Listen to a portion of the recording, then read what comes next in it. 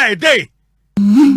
John Dramani Mahamani and this for declare they say, "A da yam from one pie, near Nanyankoposia."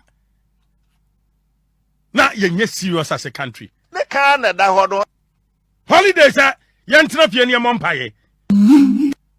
Gramophone Kala Akuffo Addo na Christopher, and ye press him, ne, Hirababa Hirabanianko. The Canada Hodo. Abram Paying for ye Yachimo Kromha. Abram leaders, no, a Juma yes or Moya Nayan or Moya Magana for. Also, what you one who?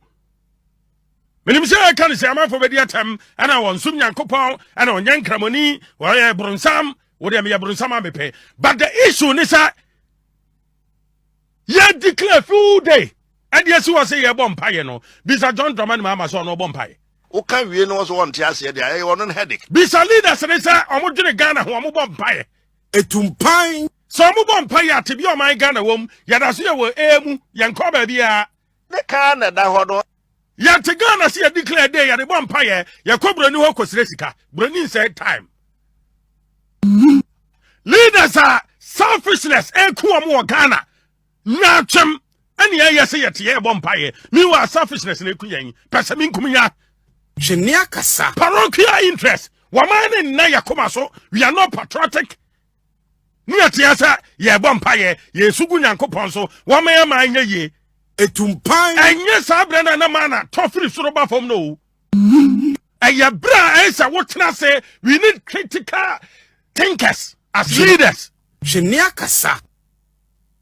And then the Antu Okroma, Bracoso Moko for my see a cobompire, or man can say Swabi and Yampaibo. Now, Mam 1 year, Hunity, Huninaya, I am Paibo.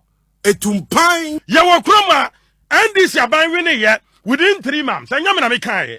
And this journalist, Bobby and Sam, Yaminiano, Wabantin about just say, East Legon, government appointee, NDC, government appointee, watching me a quarter 4 apartments, our East Legon, within 3 months.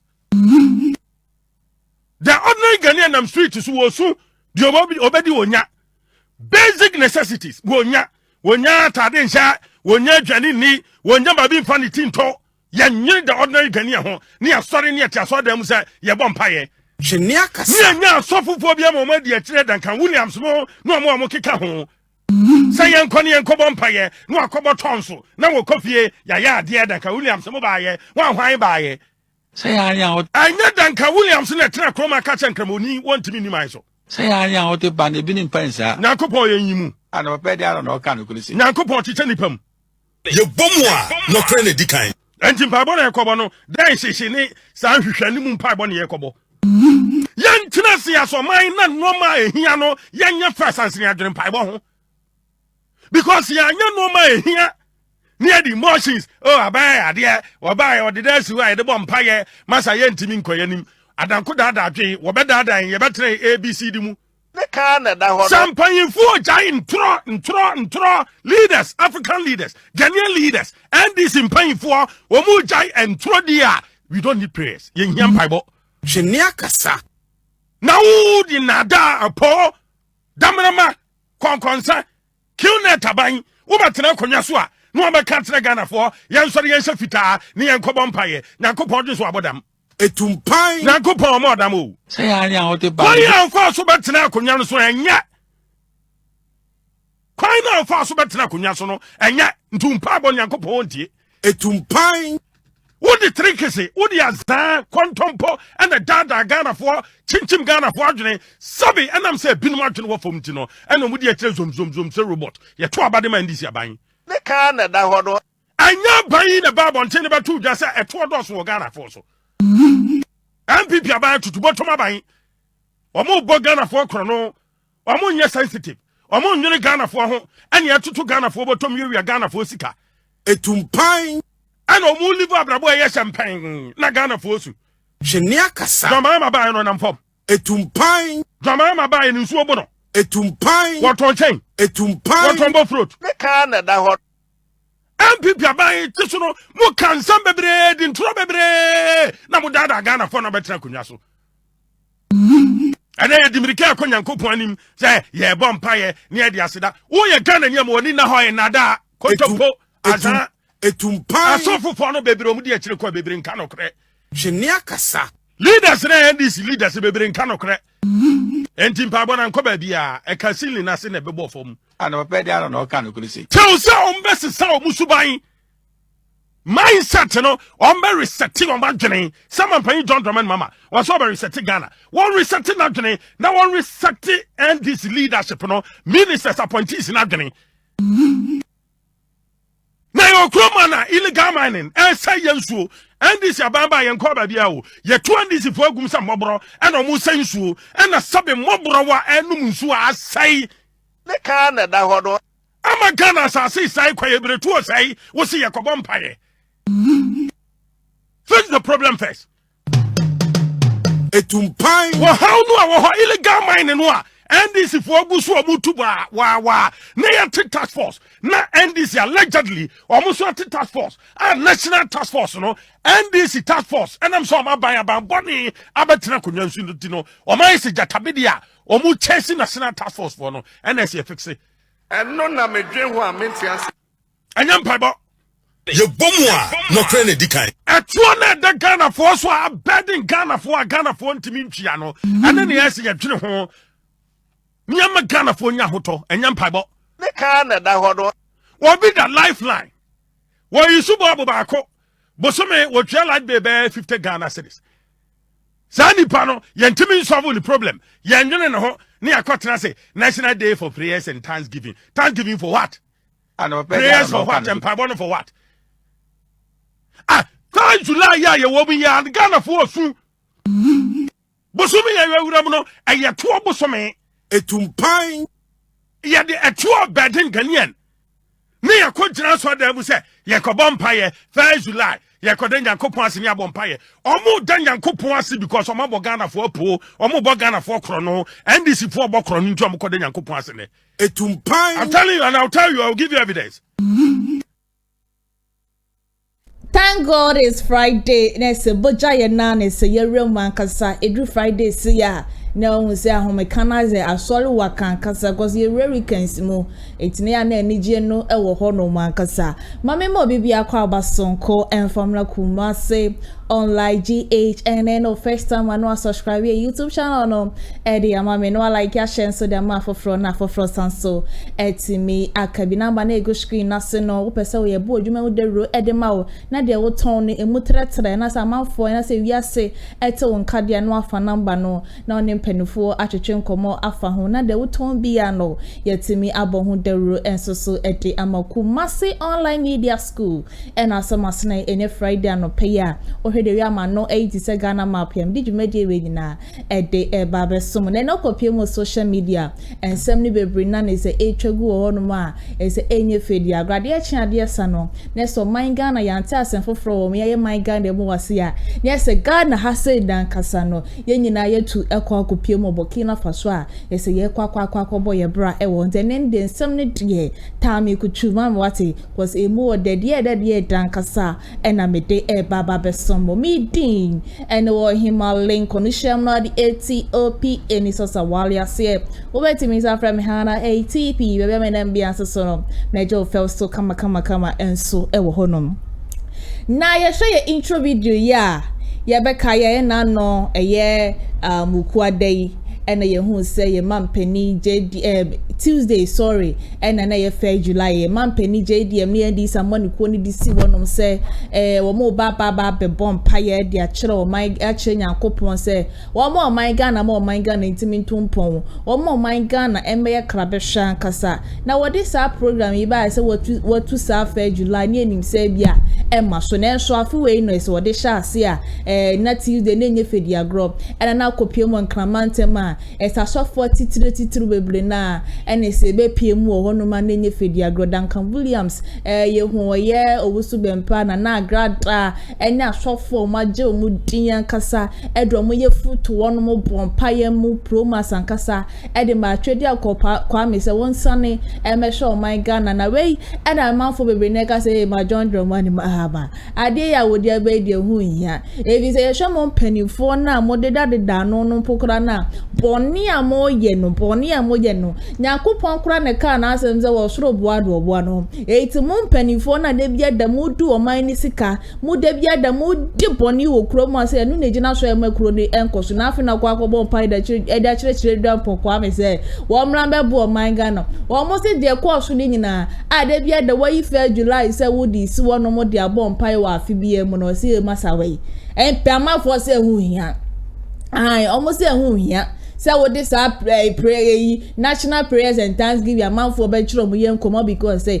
ye bon paye dia ma o man Ghana ye she muslim o mo bon paye 5 times a day nde bia da jo mo kai o man Ghana won paibo ye she prophet bi ti say prophet kwatna de bia da na prophet kwa atwa mountains no wo bon paye de sra o man Ghana se nyakopon mo o man Ghana fa ne ntoma pemfra o man Ghana de hinta o man Ghana bia no nyakopon da na didi a kire no wa baba pensem mu dia chene so busa se ye apostle etimemufo anase leaders o mo da Ghana for no de no mo ye fa de bia da poni na hye ma e wo kroma se ye so le so eze kwa kobo nyanko ye kobo mpa ya chire di ampon kwam nyankopon wo hu ni se ye Ghana for na nkasa no ye sabe ye hye da nye ma correct bia ze ye bon mpa ye kra na wo sun because ye penny for na nkasa sikadie na yo mo de na say adechi an say eno kwa bon by that chira kwa na ye twedi ampon kwa me so mebo my Ghana eti na John Dramani Mahama ne di samaniku yese me kan chira mo se sa program na mo de abane de hu hia ai o se hu hia o mo se hu hia se wo de sa program de beba se ye bon paye ama o my Ghana be a grow for Jesus bo paye ma Ghana kwa kusise Ghana de eti ani eti nso ta yeti ewie ba yeti mo mani mudia na ye din yesi ati dollars when no kopie market na ko hwe ma still na da so wo so da enye fedi agro enti yesi sa yesu bai penny for mo sa muzuma neti me vons yesi sa yesu bai no de betima boa ama my Ghana fa ne ntoma pefre yesa pa de my Ghana na yeti no sa na ye be ko ne sa ye kopie China mo bon paye omokwa sorry how many times we the real China is me kwaso is me ko nanim ko US UK na kwhwe so my Ghana de bia da no pa hi baba diction hi baba ebo no menu hi baba fasting wa hodro so Ghana no de ti ami etie ebusu ya ma me comment se wo beti be do comment no afa comment section ho no mo enso ede aba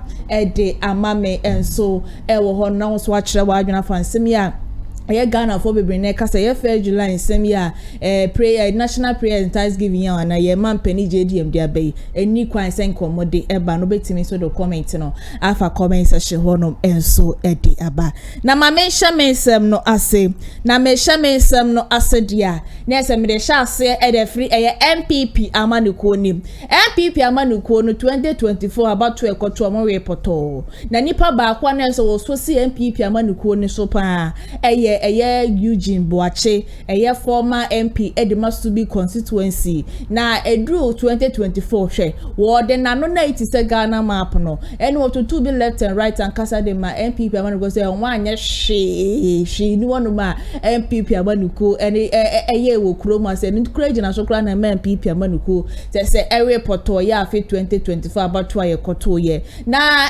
wakwa grant interview bi ani se ma wo kanyina ni se amafo bebre na MPP amanuko no we 2024 no amafo bebre na eblemu se Dr. Baumia ebi mo se Kinoforiata ebi mo se Nanadro ebi mo se MPP amanuko ni nyina mpanifo eda no nyina esi ahwan na ye blame no we na Eugene ka kire mu aka kire se ye pe obi pa blame ne pa for 2024 about to ye kwato ye MPP amanuko wi ye ne dia ma ye blame Canada ye kan se Kinoforiata na ye blame ye mampani dada na Nanadro Akuffo Addo fi se wonom na appointed wo mo se wo brabe se wo nya gidie ni ahwehemu wo mo se brabe finance minister na dru brenso so a na yesu frɛ na na se yi finance minister fro ye Kinoforiata fro no abominta duku a na enye fedi agwenti se wo blame bi pa dia se de ba na Nanadro Akuffo Addo even po 2026 2016 2017 2018 19 20 na Nanadro Akuffo ne first term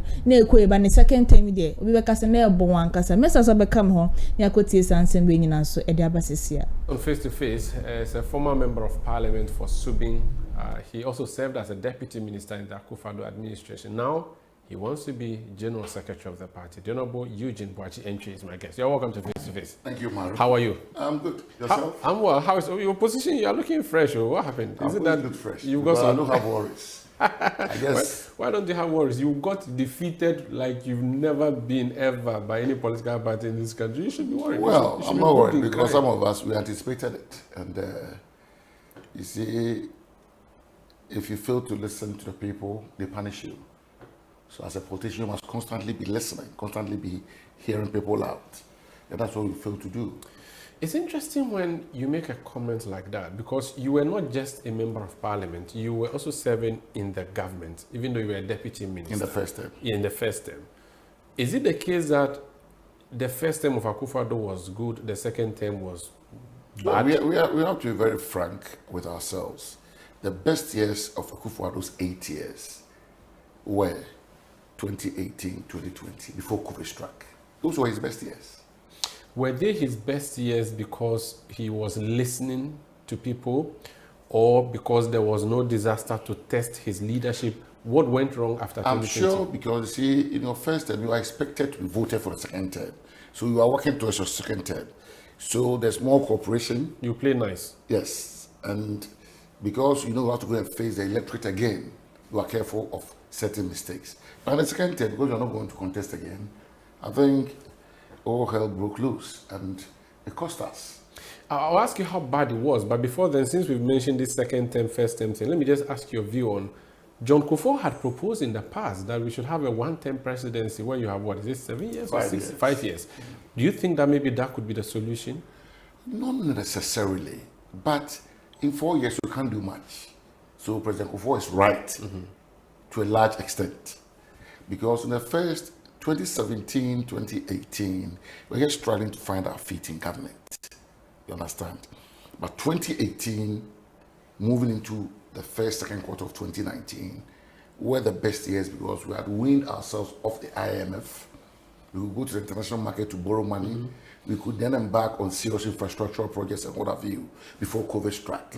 So the economy was on the right track before COVID struck. Yeah. COVID struck, and then, all hell broke loose. We then had to introduce more austere policies like e-levy, betting tax, and what have you. And those kind of policies didn't help.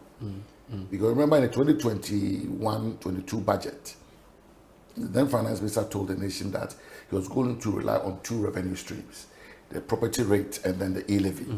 So he didn't have to go to IMF, but that didn't materialize. So then we were back at IMF.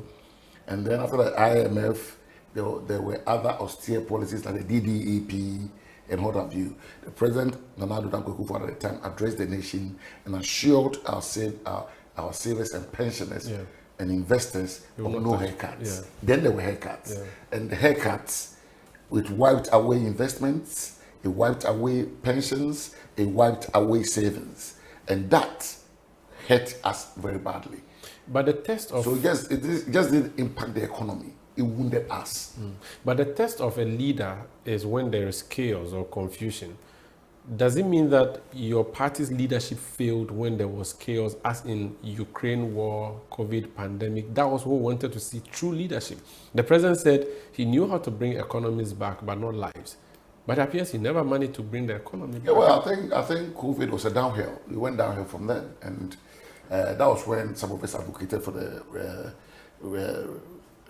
replacement of the then finance minister, because we felt the economy was going to be the asset test of the 2024 elections, or the litmus test of the 2024. So we had to replace and get somebody fresh to come. And because see, if you tell the donor partners that you have the capacity, you have the resources, Ghana was too capable, Ghana was too this to go to IMF, and then you end back at IMF, clearly there will be a deficit of credibility here. You understand? And in the eyes of the international community, our donor partners, they were looking at credibility, right? And some of us believe that he had lost it. These were his own words, right? And then, because the finance minister wasn't replaced, it led to more austere policies like the DDEP and, our external creditors, all the infrastructural projects had to come to a halt. We couldn't develop most of our strongholds, and that all impacted on the results. It's all captured in the data. Yeah, but the data also does not say necessarily like Ken Ofori-Atta is a problem. So was it Ken Ofori-Atta who was a problem or Akuffo Addo? Which of the two cousins was? You see, you blame Ken, but who bears the ultimate responsibility? Who did the Ghanaians vote for? Everybody holds a position in government, whether it's Akuffo Addo or John Mahama, at the behest of the president. You understand? So Akuffo Addo appoints, and he can only the only person to disappoint you. But why? Okay, was it a case that he was not listening? Because you said that you were warning, like you said, it's like you were on the Titanic. You saw the iceberg. You were telling the captain, but I didn't bother. Is it a case that the captain wasn't interested, or was he blocked from hearing the? Well, that's what I'm saying. What was the problem? That's why I'm saying that in the second term, all certain presidents in the second term tend to be on autopilot. I'm sure if the Ken Ofori-Atta matter had happened in the first term, the president would have acted because he was looking at the second term, and that would have probably informed his decision. You understand? Because nobody can say that we didn't lose this election because of the economy. And I'll give you a soundbite. And the domestic debt exchange didn't just impact the economy; it wounded trust. We must never again put pain without dialogue. Well, the Ghanaian people were told that there were going to be no haircuts. That was a clear statement of intent from the president. So there was a breach of trust. Of course. And then the next minute, DDP had been introduced. So they lost money. They lost savings, investment, and pensions. And we saw a former CJ picketing at the Ministry of Finance. For the first time in our lives. And that alone, the optics, it politics our perception. So the optics went good. And that cascaded down and affected our electoral fortunes. Yes, but the question is, and we are still talking about leadership, Akuffo Addo's leadership. This man wanted to be president since 97. I was, 8 years old, or I'm not sure if I was even up to that old. For 20 years, he's been in the wilderness wanting to be leader. Clearly, he had something and knew something. That's why his party pushed him and made him president eventually in 2017. Where did all those skills that we're told about, all the characteristics of this man that we're told about, where did they all go that he becomes president and suddenly, I mean, the physically challenged people in the toll booths were crying, people in the banking sector were crying, DDP people, a former chief justice was complaining, what went wrong? When? How? But Umaru is very different contesting for a position and very different your actions and decisions when you are given the position, clearly. So I don't think his 8 years, I believe, ended, and our performance is captured in the data. So I don't think there's any point belaboring that. You've all seen the 8 years of Addo. I've told you that I was a member with him for 8 years, member of parliament with him for 8 years. I was a deputy minister with him for 4 years. Yeah. So his best years, as far as I'm concerned, as an insider, were 2018 and 2019. Then COVID struck, so things went downhill. We went into the 2020 elections limping, and then the unfortunate thing happened in 2024.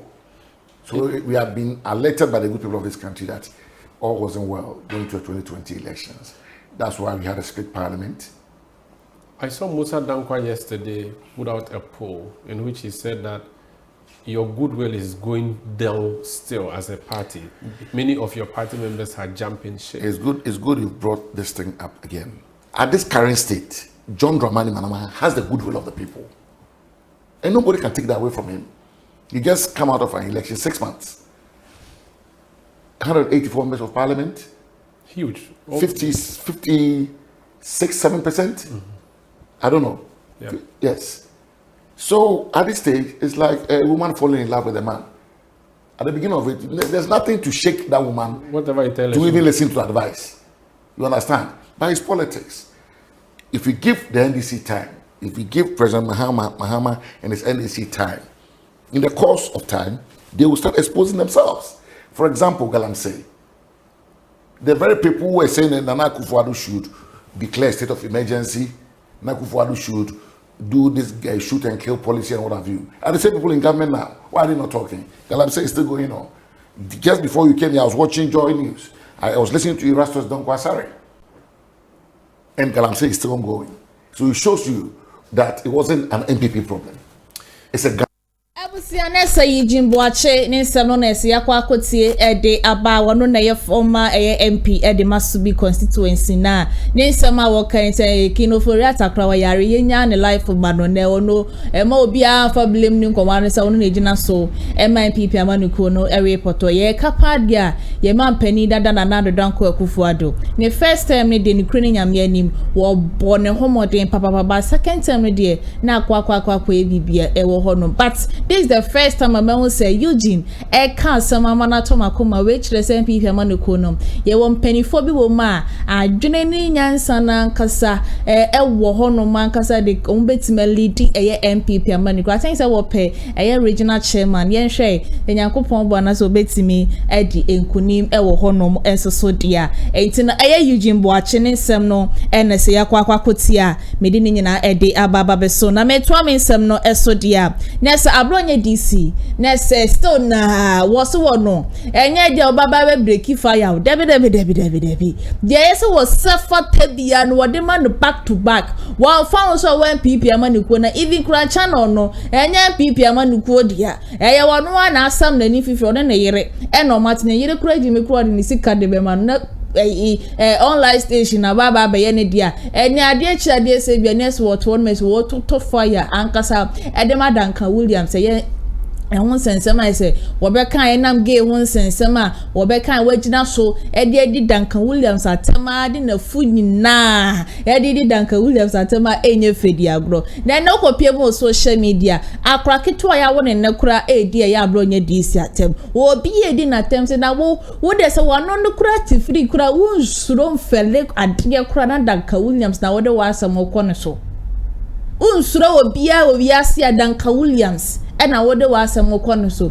ena ne so de ugo bie mo social media edi dia tem no ayebu promise ena ye tutu be left and right and kasa ede man ne ya adonya di sia me kura me fo so cause why na yin se onya nuhu bia se opese wo kono ko pa chaw ede ma wo bibia na se kono ko pa Duncan Williams sense asem o kan no wan kan ye but all the same na people ma no kona da bia no media futu kase ede ma wo na Mugabe ede ne nkrofo atena se atutu left and right and kasa front center na we dey atemi dey more than pa ye pa say radio bi po bi the regional chairman dey man na mo say abro nya DC we kura kire say Nyankopon bo a abato ye say do mani ma mo kwa kotonya do be di nkunimti we die o ya no no won say sia wate ne ho e dey atem do ma to be left and right and kasa e dey aman e abro nya DC message so be kan ho na kotie sansen be nyina so abasisia Alistair Waha, senior political analyst, deputy CEO of the Airways, and Her Excellency Lawyer Zita Benson. Yeah, I was set the record straight as an penny for Abem. I said, because Ghana, I know it me transia yen penny for be a woman do debribia. Woman, no matter decide to say, Yamia Juma, and no way, or mobile. I said, be who ubia, or share brass and penny for no oma bo. Somebody like Archbishop Duncan Williams. Na ubenye obia obekwa akoye papa we ya. Na wenye obia te say abronye. Yes. And me share video no mesu. Because obi te say Duncan Williams we mi busu ye ni a anka meni be den abronye afka afa a Archbishop Duncan Williams of Action Chapel International. You are submitting here. Production team maniko. Na mo di Duncan Williams no machia. Awo mo na sia so mo ya sofo a obi anim say odi kan kwa urobre adi tuo adi nkrofo sika nyina osesa sika nitwa. Wate asori wodi mu sika nyina osesa. Afedo de awura politics mu sani pawe gay for ba no convince atofufu obinum a onim omo man kan wasem Ghana de be di na ka moment protect government no moment protect abai no mo bia nko ka gay ho asem who born dog Duncan Williams who are you Who are you? I wanna wo ya wo to say Nyankopon nim wo tell me my brother. Wo Duncan Williams. Wo yi ada me amen ko robreda. Me na Nyankopon sakra me. Wo Duncan Williams wo say Nyankopon wo sra wo so. Wo da wo hu bibi. Me my brother metia wo yi. Because I said, Mimi, conquensa voice. How to say, Father, I command, because I said, me more time, Empire, me, no, me, dear, hey, Yamini. I may find Chawati. Society won't say, we are saying, socialization is very important. Society, baby, I will be free, a better too. Where you antetano? Bema or tea. Kesman TV or Kesman FM. When you're a presenter, on your cover. I see we on one TV or here TV. Just almost say, Sadi, when you know what's a national security, Mudundumuno. Oh, yes. What's your Mudundumuno? Will be some my records. No, Mudundumina. What they are making noise. You here TV. Mudundumuno. Mudundumuno. National security. Be a Mudundumuno. Ebema oti TV so. Ebema oti TV so. Wo di Duncan Williams so bon kwase ampaye. Okunkum ni power ye we. Oh, one will say he who alleges must what? Thank you. Over to CID for BNI, National Security. Monjuma. What's more picking quick? When this is 72 hours, me mama automate mu. Mutin as soon as possible. Duncan Williams, so our lawyers. Fast track. Okobe 6 months and now 1 year about our steady. No question, baby, Duncan Williams, you couldn't nip.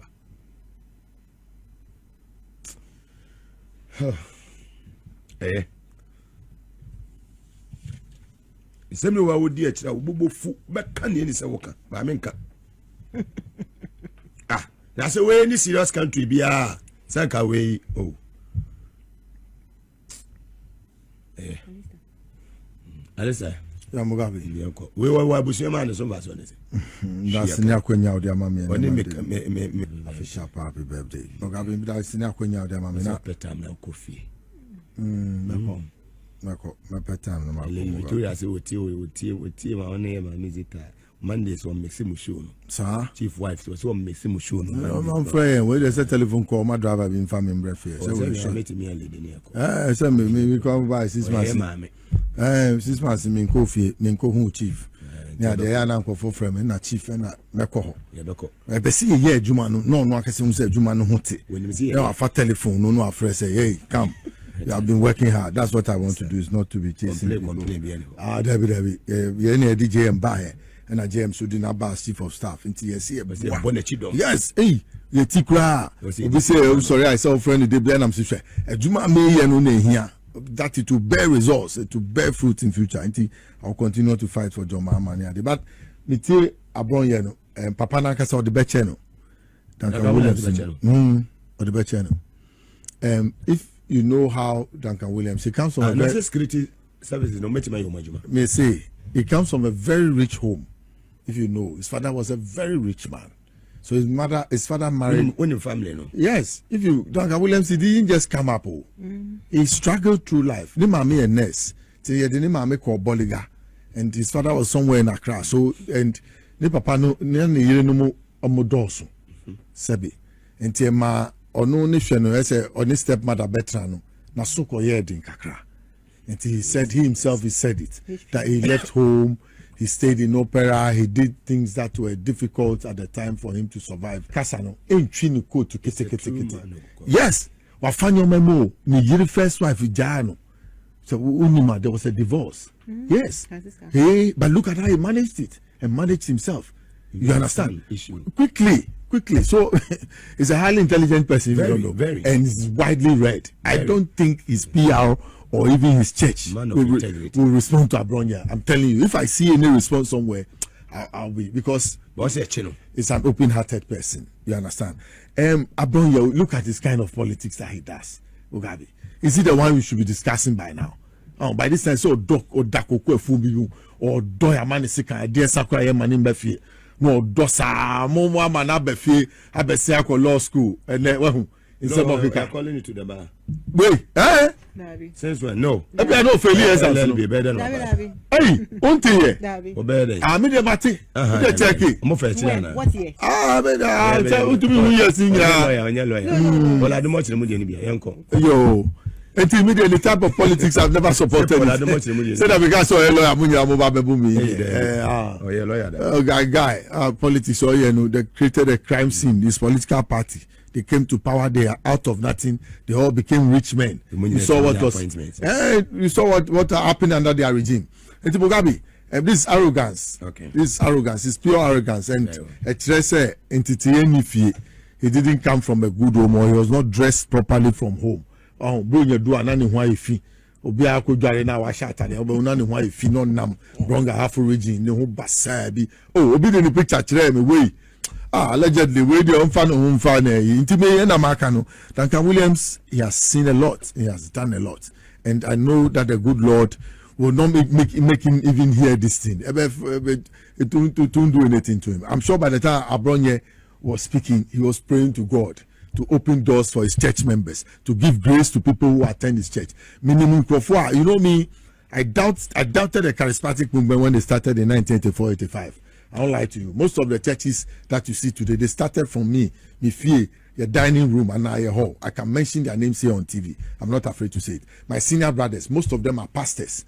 You can check the Church of Pentecost. You see, go to Victory Bible Church. I'm the only one who remains at home and does not go to church. You understand? Yes. Why?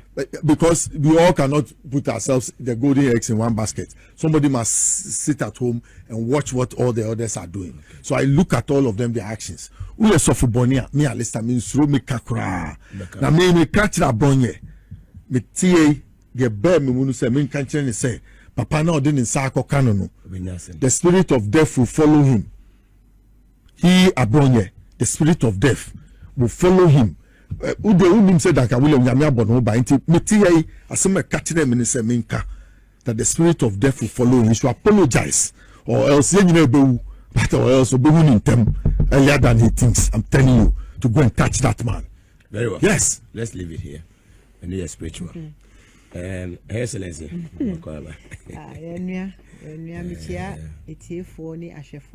Fantastic. Another new week and we are going to 30 or the year the June by birthday the whole year. We are still in the mood. And a chief of staff and the wife, Lady Victoria. We wish you a blessed. We wish you a blessed happy birthday. Madam. CNS Abronye DC, Editor Temo Pro Masambogabi. As I want to na powerful as a modia money, Abronye DC, and no wadi fata, and no sefatan so gos. Yasiati, de be at da brema bako, de be at da woody at temi who yanke money, yes, or mudia temna so bema besia ba.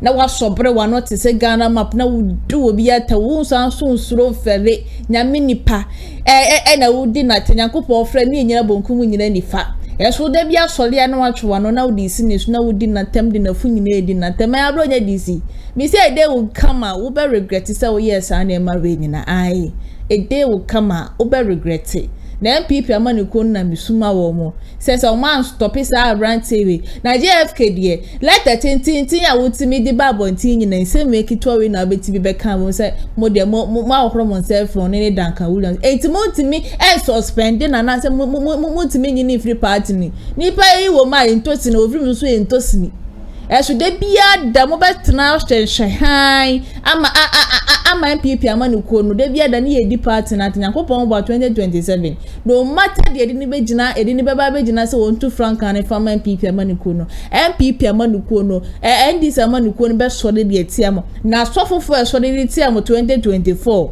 esanso se be so de etiam pie ebie se man stop is Abronye DC na won de wa woni se wanya ne ho obi ayenim no abra na wo ba party ni yenim no ye wunu de ya na osimitie na ye de ne cha wo kranka wonje ne de ose ye mehwe no wanya sika furo yi bi ne ma yetedwa kama na ne ma yetedwa mpokura so nie na wo so la wodi de okay ba me fan twa me fan se ko se ni perform na cancer for na me boa de abronye ye no kroma so obia MPP amaniko no bia kana no atum ye kokase Dr. Bawumia na share kira ye benya amanfo bi wa hase ya o ma ba betwitwa ba so enfa Dr. Bawumia na so kekekene wo yin Japan nipa ene betena asepa na nkeja enko yes anema we ya ye beka se o Canada yin Japan na shase abronye di siria ne sa ba beka chese Kennedy ena asomase yen be sare so we die ye hu se Dr. Bawumia because Dr. Bawumia e lover boy no enti en kana asem wo kroma se o kana asem abronye di sibubefu e di say ya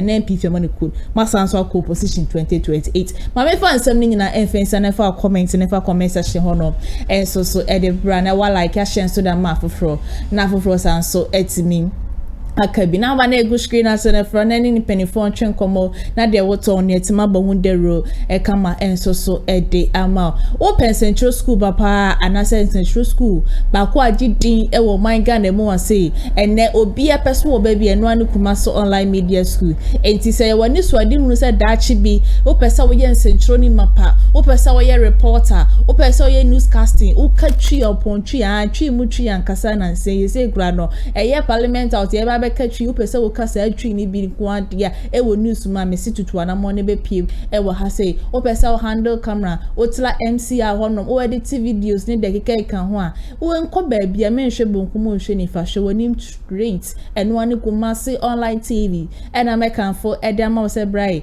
na beje jon tete papa nkasa e wo ha say we just 3 months 6 months pay na wa wie suku na so ya from Central ni mapa a ha say no ba ye de ye to ye bo ase ni de wa for practicals from A to Z say de be ya we a onso obenya baby papa na onso ya bo wodin say me so me ye Central ni mapa entina ba na egu screen as frɛ na ne mpanimfo pɛ oba ha se so aye wo Kumasi ye ne ti Ahmedia no ene di nhwani ma obetimi aba na wonso abeje wo forms no bi enso e wa Hamidin ene wa Himalayan kono shama di TOP eni so awali ase obetimi isa frɛ me hana ATP baby amenan bia so no mejo fel so e kama so e wo ho ne no kopie mu MC a honom so dia ne se Benedict ne sanu adwuma ana na etwagu e wo screen na asekama kama se screen so kama nyame wo nhra ne ye papa ye ko weekends mesro say weekends you ho ye ma ye what cause uni hono ma ye ni hono Nyankopon enka ye hono Nyankopon na watwufufo nso so aye baba besi no sanso hwe ye so na ye sanso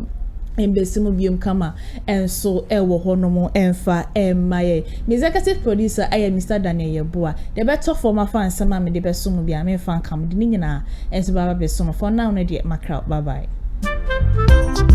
Amafwe Kumasi online TV production yaba ne de na yaba ye de equipment ekukudam ana ye de aba se eye camera de enam wiem de nam fom de enam ensuom ni nyina ye wo bi e wo honom a TV production yabo ye hu ye pa se wo ye dwumadie bi ete se wedding ye engagement and sorry ana schools se wo ye seminar bi na pese betwa ko all the social media networks no so e de amaw ye ni ntotonsa na fre eye Kumasi online TV production for na yamra na ye dwumadie ne Kama fe a ebo no eda from pa the production so the sound quality video quality ni nyina e wo soro opese wo hu ba bia wa ye wo Kumasi eyeti Ahmedia opposite one ma ana se to nsa ne frɛ wa homa true for so 0550623377 Kumasi online TV production ye demufua e wo Kumasi kodua mu.